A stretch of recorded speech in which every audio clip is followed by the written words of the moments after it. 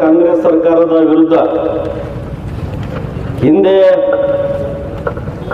ನಮ್ಮ ರಾಜ್ಯದ ಸನ್ಮಾನ್ಯ ಮುಖ್ಯಮಂತ್ರಿಗಳು ಸಿದ್ದರಾಮಯ್ಯನವರು ಮೂಡಾ ಹಗರಣದಲ್ಲಿ ಸಿಗಿಬಿದ್ದು ಅದಕ್ಕೆ ತನಿಖೆಗೆ ಆದೇಶ ಕೊಟ್ಟ ನಂತರ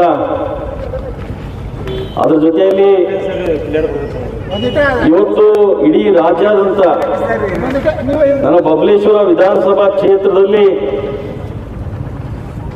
ನಮ್ಮ ಜಿಲ್ಲೆಯ ಜಿಲ್ಲಾಧ್ಯಕ್ಷರ ಸನ್ಮಾನ್ಯ ಶ್ರೀ ಆರ್.ಎಸ್. ಪಾಟೀಲ್ ಕುಚವಾಳ್ ಅವರು ಮತ್ತು ನಮ್ಮ ಮಂಡಳದ ಅಧ್ಯಕ್ಷರ ನೇತೃತ್ವದಲ್ಲಿ ಇಡೀ ನಮ್ಮ ಬಬಲೇಶ್ವರ ವಿಧಾನಸಭಾ ಕ್ಷೇತ್ರದ ಎಲ್ಲ ಕಾರ್ಯಕರ್ತರ ಒಳಗೊಂಡು ಇವತ್ತು ಯಾವ ರೀತಿ ಸಿದ್ದರಾಮಯ್ಯನವರು ಮೂಡಾ ಹಗರಣದಲ್ಲಿ ನಮ್ಮ ರಾಜ್ಯದ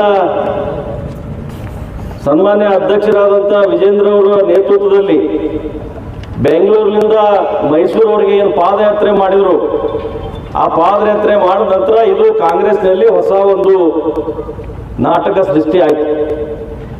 ಇವರು ವಿಶೇಷವಾಗಿ ಎಲ್ಲ ಧೀಮಂತ ನಾಯಕರು ಸಿದ್ದರಾಮಯ್ಯನವ್ರ ಬಗ್ಗೆ ಬಹಳ ಅಪಾರವಾದ ಗೌರವವಿತ್ತು. ಇವತ್ತು ಒಳ್ಳೆ ಬಜೆಟ್ನ ಮಂಡನೆ ಮಾಡಿ ಒಳ್ಳೆ ನಾಯಕರು ಅನಿಸ್ಕೊಂಡು ಕಾಂಗ್ರೆಸ್ ಪಕ್ಷಕ್ಕೆ ಸೇರ್ಪಡೆ ಆಗಿ ಸಿದ್ದರಾಮಯ್ಯನವರು ಪೂರಾ ಕೆಟ್ಟಬೇಕು. ಆ ಕೆಡುವುದಾಗಲಾರ್ದೆ ಇವತ್ತು ಎಲ್ಲರ ಮೇಲೆ ಇವತ್ತು ನಮ್ಮ ಸನ್ಮಾನ್ಯ ರಾಜ್ಯಪಾಲರಿಗೆ ಏಕವಚನದಲ್ಲಿ ಒಬ್ಬ ದಲಿತ ನಾಯಕರು ಅವರಿಗೆ ಏಕವಚನದಲ್ಲೇ ಶುರು ಮಾಡಿದ್ರು. ಅದು ಆದ ನಂತರ ಅದು ಈಗಾಗಲೇ ಹೈಕೋರ್ಟ್ ಮೊರೆ ಹೋಗಿ ಹೈಕೋರ್ಟ್ನಲ್ಲಿ ಈಗಾಗಲೇ ಅವರು ವಾದ ಮಾಡಿದ್ದಾರೆ, ನಮ್ಮವರು ವಾದ ಮಾಡಿದ್ದಾರೆ. ಅದು ಮುಂದೆ ಏನು ತೀರ್ಪು ಆಗ್ತದೋ ಆ ಮಾತು ಬೇರೆ.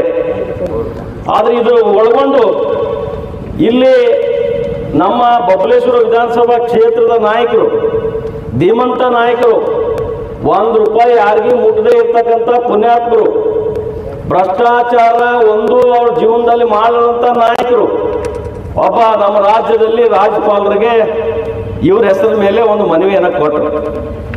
ಏನು ಇವರು ಭ್ರಷ್ಟಾಚಾರದಲ್ಲಿ ಒಳಗೊಂಡಿದ್ದಾರೆ, ಇದನ್ನ ತನಿಖೆ ಆಗಬೇಕು ಅಂತ ಹೇಳಿ. ಆ ಸಂದರ್ಭದಲ್ಲಿ ನಮ್ಮ ದಲಿತ ನಾಯಕ ಇವತ್ತು ಛಲವಾದಿ ಅವರು ಇವತ್ತು ಒಂದು ನಾರಾಯಣ ಸ್ವಾಮಿ ಅವರು ಒಂದು ಪತ್ರಿಕಾ ಹೇಳಿಕೆಯನ್ನು ಕೊಟ್ಟರು. ಆ ಪತ್ರಿಕೆ ಹೇಳಿ ಮ್ಯಾಗ ಒಬ್ಬ ದಲಿತನ ಮೇಲೆ ಏಕವಚನದಲ್ಲಿ ಅವರು ಮಾತನಾಡಲಿಕ್ಕೆ ಶುರು ಮಾಡಿದ್ರು. ಯಾವ ಶಬ್ದಗಳಪ್ಪ ಅಂತಂದ್ರೆ ಇದು ಶೆಡ್ ಕಟ್ಟುವ ಯೋಗ್ಯತೆ ಇಲ್ಲ ಅಂತಂದ್ರು. ಆದರೆ ನಮ್ಮ ಭಾರತೀಯ ಜನತಾ ಪಕ್ಷದಲ್ಲಿ ನಾಯಕರು ಅವರಿಗೆ ಶೆಡ್ ಕಟ್ಟುವ ಯೋಗ್ಯತೆ ಇರದೇ ಇರ್ಬೋದು, ಆದರೆ ಅವ್ರ ಬಳಿ ಇರ್ತಕ್ಕಂಥ ಒಂದು ಇವತ್ತು ಇಡೀ ರಾಜ್ಯದಲ್ಲಿ ಪಕ್ಷ ಕಟ್ಟಿ ಪಕ್ಷವನ್ನು ಬೆಳೆಸ್ತಕ್ಕಂಥ ಅಚ್ಚುಕಟ್ಟಾಗಿರ್ತಕ್ಕಂಥ ನಮ್ಮ ನಾಯಕರು ಇರ್ಬೋದು. ಆದರೆ ಅದರ ಜೊತೆಯಲ್ಲಿ ಮತ್ತೊಂದು ಶಬ್ದಗಳನ್ನು ಯೂಸ್ ಮಾಡ್ತಾರೆ. ಸತ್ಯ ಹರಿಶ್ಚಂದ್ರ ಅಂತ ಇವರು ಮಾತನಾಡ್ತಾರ. ನಾನು ಕೇಳಕ್ಕೆ ಬಯಸ್ತೀನಿ ಬಂಧುಗಳೇ, ಇವತ್ತು ನಮ್ಮ ಬಿಜಾಪುರ ಜಿಲ್ಲೆ ಉಸ್ತುವಾರಿ ಸಚಿವರು ತಾವು